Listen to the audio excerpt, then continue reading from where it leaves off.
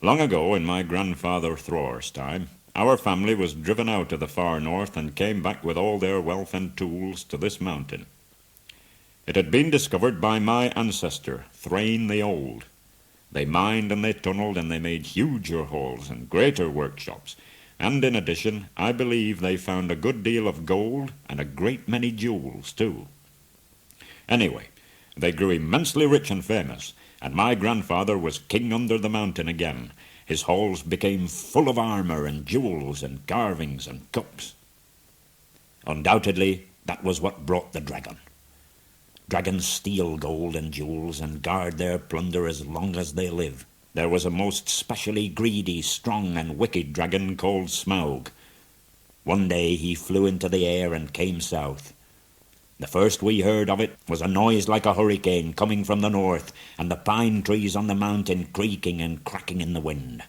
Some of the dwarves who happened to be outside saw the dragon settle on our mountain in a spout of flame. He came down the slopes, and when he reached the woods, they all went up in flames. By that time, all the bells were ringing in Dale, and the warriors were arming. The dwarves rushed out of their great gate, but there was the dragon waiting for them. None escaped that way. The river rushed up in steam, and the fog fell on Dale, and the dragon came and destroyed most of them. Then he crept back through the front gate and routed out the halls, lanes and tunnels, alleys, cellars, mansions and passages. After that there were no dwarves left alive inside, and he took all their wealth for himself. He has piled it all up in a great heap far inside and sleeps on it for a bed. We mean to get it back and to bring our curses home to Smaug, if we can. I've often wondered about my father's escape and my grandfather's escape. I see now that they must have had a private side door which only they knew about, but apparently they made a map. And I should like to know how Gandalf got hold of it. I did not get hold of it, I was given it, said the wizard. Your father gave me this to give to you.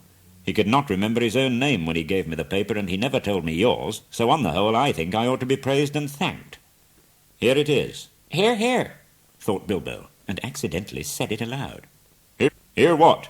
They all said, turning suddenly towards him, and he was so flustered that he answered, Hear what I have got to say. What's that? They asked. Well, I should say that you ought to go east and have a look round. After all, there is a side door, and dragons must sleep sometimes, I suppose. And, well, don't you know? I think we have talked long enough for one night. What about bed and an early start? I will give you a good breakfast before you go. Before we go, you mean, said Thorin. Aren't you the burglar? Isn't getting inside the door your job?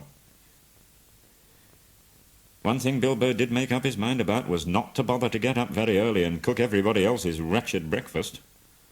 And he was not now quite so sure that he was going on any journey in the morning.